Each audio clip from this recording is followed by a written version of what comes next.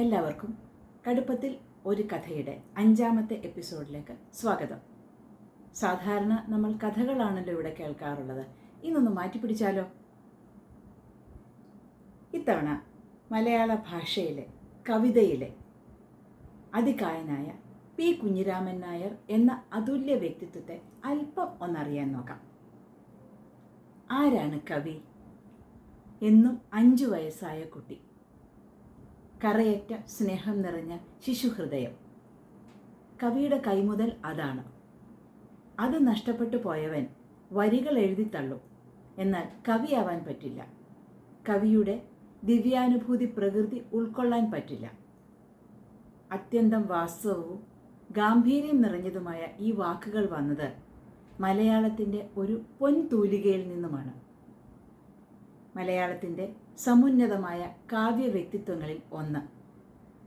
പ്രതിഭാസമ്പന്നമായ മലയാള കവിതാലോകത്ത് ഒരൊറ്റ അക്ഷരം കൊണ്ട് തന്നെ എല്ലാവർക്കും തിരിച്ചറിയാനാകുന്ന പ്രതിഭയാണ് മഹാകവി പി കുഞ്ഞിരാമൻ നായർ.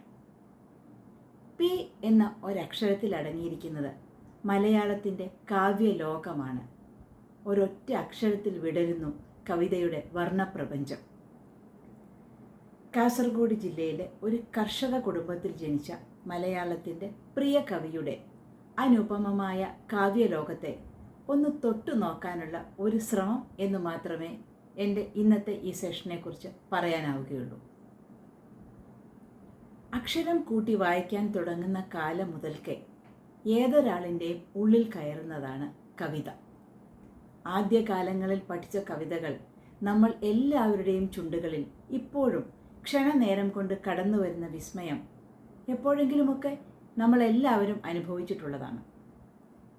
പദസമ്പത്ത് വളരാൻ ഗദ്യത്തേക്കാൾ എല്ലാവരും വായിക്കേണ്ടത് കവിതകൾ തന്നെയാണ്. അതിനായി സഹായിക്കുന്നതും ആത്യന്തികമായ ആനന്ദം നൽകുന്നതും കവിതകളാണ്. ഒരേ സമയം മോഹിപ്പിക്കുകയും പ്രചോദിപ്പിക്കുകയും ചെയ്യുന്ന കവിതകൾ. 1906 മുതൽ 1978 വരെയുള്ള കാലയളവിൽ മലയാളത്തെ അനുഗ്രഹിച്ച നിത്യസഞ്ചാരിയായ ഒരു കവി എന്നാണ് പിയെ ഏറ്റവും ചുരുക്കി നമുക്ക് വിവരിക്കാനാവുന്നത്. ഇന്നും മനുഷ്യൻ അന്യൻ മേയ്ക്കുന്ന കന്നാലി എന്നത് തിരിച്ചറിഞ്ഞ് അങ്ങനെ ആവില്ല എന്ന് ശഠിച്ച ജീവിതം. പട്ടാമ്പി സംസ്കൃത കോളേജിലും തഞ്ചാവൂർ സംസ്കൃത പാഠശാലയിലുമായിരുന്നു വിദ്യാഭ്യാസം. സരസ്വതി ദേവി നെറുകയിൽ തൊട്ടതിനാലാവണം കവിത എഴുത്ത് കുട്ടിക്കാലത്തേ തുടങ്ങിയിരുന്നു.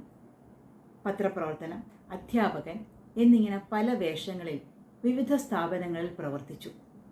കേരളം മുഴുക്ക സഞ്ചരിച്ചു. കവിത മാത്രം സന്തത സഹചാരിയായിരുന്ന ജീവിതയാത്ര. അനന്തകോടി മനുഷ്യമുഖങ്ങളിൽ ഓരോന്നും വ്യത്യസ്തം. ഓരോ നാട്ടിലെ മണ്ണും വെള്ളവും കാറ്റും വെളിച്ചവും ആകാശ നീലിമ പോലും ഭിന്ന പ്രകൃതികൾ. ഒരു തികഞ്ഞ യാത്രാപ്രേമിയുടെ ഹൃദയത്തിൽ നിന്ന് വന്ന തിരിച്ചറിവായി നമുക്കിത് കാണാം. പോയി വരട്ടെ ഞാൻ മാമ്പൂക്കളെ സ്നേഹമധുരഭാവമായി ഒന്ന് ചുംബിക്കുവാൻ. കവിയുടെ ഈ വാക്കുകൾ പോലെ തന്നെ എപ്പോഴും യാത്രയുടെയും യാത്ര പറച്ചിലിൻ്റെയും ഒരു വ്യഗ്രത ആ ജീവിതത്തിൽ കണ്ടെത്താൻ കഴിയും. തൻ്റെ വരികളിലൂടെ മനോഹരമായ പ്രകൃതി ചിത്രങ്ങൾ വരയാൻ കവി എന്നും ശ്രദ്ധിച്ചിരുന്നു. പഴയകാല കവിതകളിലൂടെ കടന്നു പോകുമ്പോൾ പലപ്പോഴും കാണുന്ന പദസമ്പത്തിൻ്റെ ആ ലയം പിയുടെ കവിതകളിൽ നമുക്ക് കാണാൻ കഴിയും.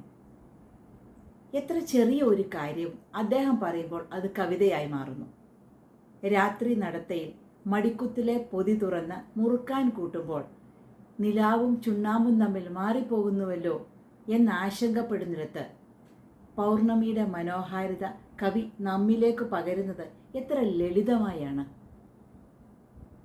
പിയുടെ ഗദ്യത്തിൽ പോലും കവിത മാത്രമേ കാണാൻ കഴിയുന്നുള്ളല്ലോ എന്ന് വായനക്കാരന് തോന്നുന്നതിൻ്റെ ഒരു ചെറിയ ഉദാഹരണം നമുക്ക് നോക്കാം.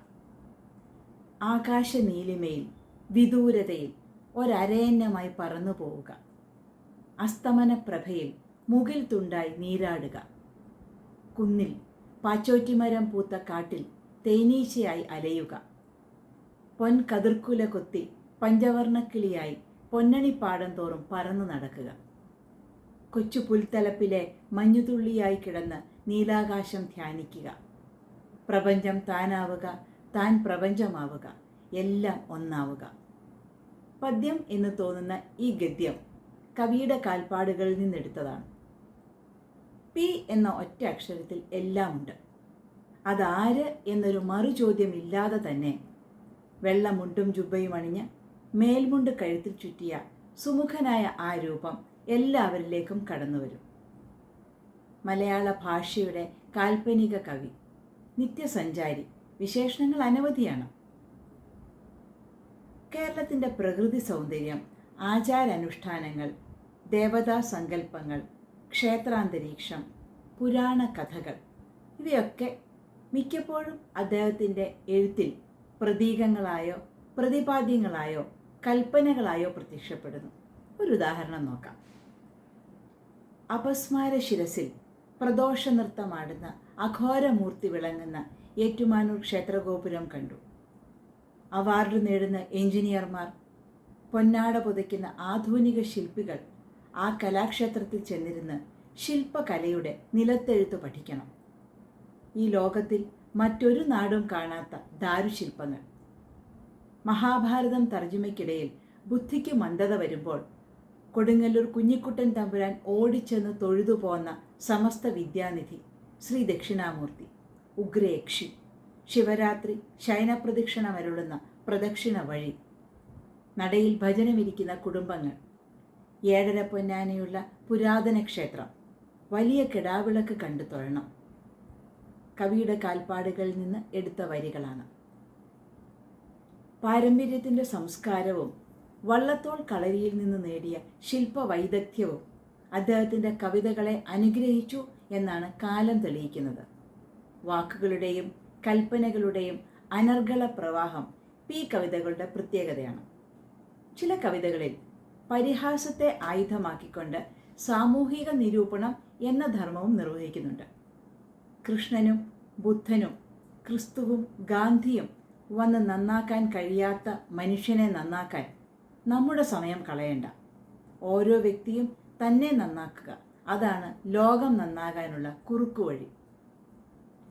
നീ നിന്റെ വഴി സ്വയം കണ്ടുപിടിക്കൂ എന്ന് പ്രവചനാത്മകമായി ആദ്യം പറഞ്ഞത് യേശുക്രിസ്തുവാണ്. കവിതാലോകത്ത് സ്വന്തം വഴി സ്വയം കണ്ടുപിടിച്ച മലയാളത്തിലെ ഈ മഹാകവി തന്നെ പിന്തുടർന്ന യുവകവികൾക്കൊക്കെയും പ്രചോദനമായിരുന്നു. വൃദ്ധാർക്കനെ പുറത്താക്കി സന്ധ്യ നക്ഷത്ര വീടിൻ പടിയടച്ചു എന്നൊക്കെ പറയുന്നിടത്തെ അപാരമായ ഭാവനാ സമ്പത്ത് ഏതൊരാളെയും വിസ്മയിപ്പിക്കും.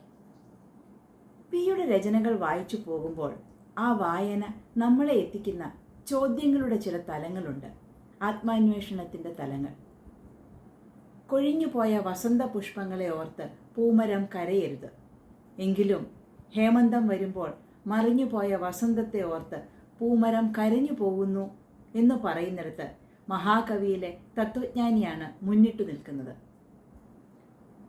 ഒരു കാര്യം മുൻപാരും പറഞ്ഞിട്ടില്ലാത്ത വാക്കുകളിലൂടെ പറയാനുള്ള മനഃപൂർവമായ ഒരു ശ്രമം ഇന്നത്തെ കാലത്ത് എല്ലാ എഴുത്തുകാരിൽ നിന്നും ഉണ്ടാകാറുണ്ട്.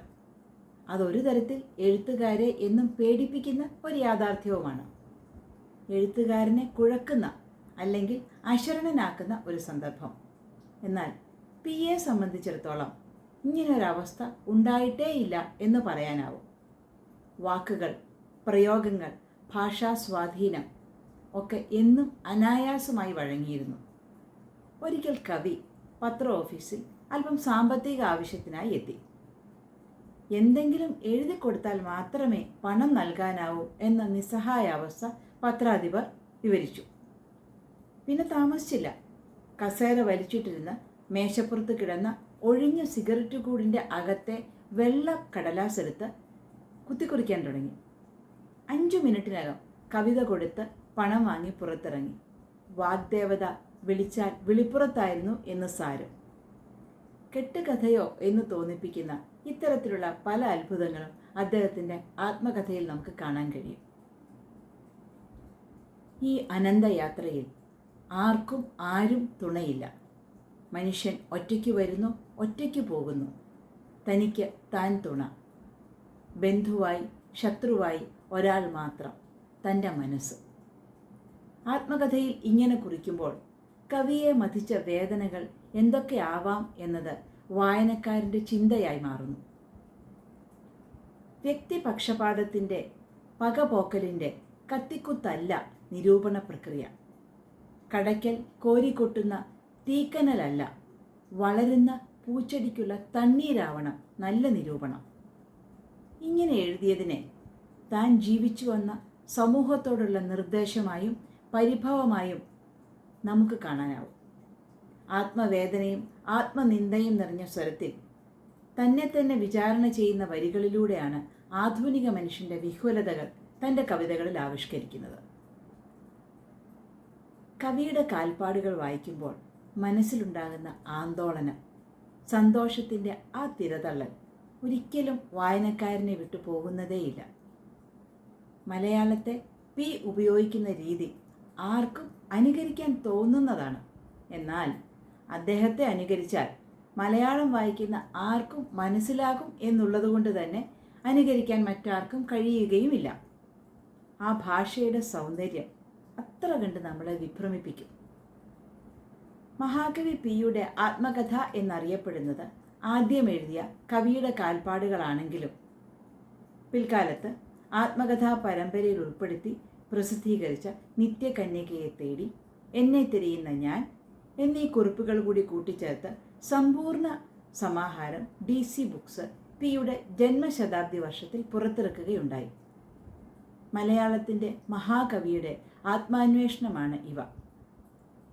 മലയാണ്മയെ സ്നേഹിക്കുന്ന ഓരോരുത്തരുടെയും ഉള്ളിൽ പിയുടെ ഭാഷയുണ്ട്. ആ ഭാഷയുടെ ശുദ്ധിയുണ്ട്. രസമായി, സുഖമായി കൊതിച്ചു കാണണം, വിശന്നുണ്ണണം, രസിച്ചെഴുതണം, ലയിച്ചു പാടണം. ഈ വരികളിൽ നിന്നും മഹാകവിയുടെ ജീവിതത്തോടുള്ള നിലപാടുകൾ വ്യക്തമാണ്. വളരെയേറെ തെറ്റിദ്ധരിക്കപ്പെട്ട ഒന്നായിരുന്നു ആ വ്യക്തിത്വം.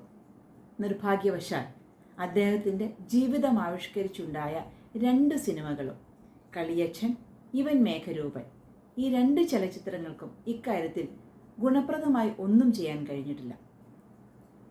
അരനൂറ്റാണ്ടിലേറെ നീണ്ടുനിന്ന ആ കാവ്യ ജീവിതത്തിൽ എത്ര കവിതകൾ രചിച്ചു എന്നത് കവിക്ക് തന്നെ നിശ്ചയമുണ്ടായിരുന്നില്ല. കേരളീയതയുടെ നേർചിത്രങ്ങളാണ് പിയുടെ കവിതകളും പദ്യത്തെ അനുസ്മരിപ്പിക്കുന്ന ഗദ്യവും. കവിയുടെ കാൽപ്പാടുകൾ വായിച്ചു മടക്കുമ്പോൾ നമ്മുടെ ഉള്ളിൽ തെളിയുന്ന ഒരു ചിത്രമുണ്ട്.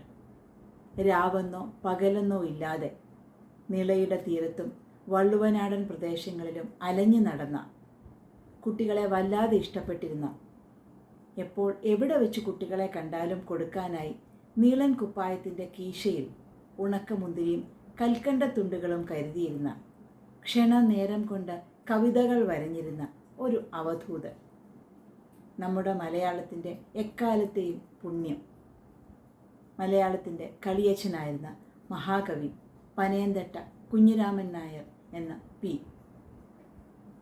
കേട്ടിരുന്ന നിങ്ങളെല്ലാവർക്കും ഇന്നത്തെ ഈ വ്യക്തിപരിചയം ഹൃദ്യമായി കാണും എന്ന് ഞാൻ വിശ്വസിക്കുന്നു. സബ്സ്ക്രൈബ് ചെയ്യുന്നതിനൊപ്പം ഷെയർ ചെയ്ത് കൂടുതൽ പേരിലേക്കും നിങ്ങൾ എത്തിക്കുമല്ലോ. ബെല്ലൈക്കൺ മറക്കരുതേ. ഇനി അടുത്ത ആഴ്ച നമുക്ക് പുതിയൊരു കഥയുമായി കാണാം. വീണ്ടും കാണും വരെ എല്ലാവരും സ്റ്റേ സേഫ്.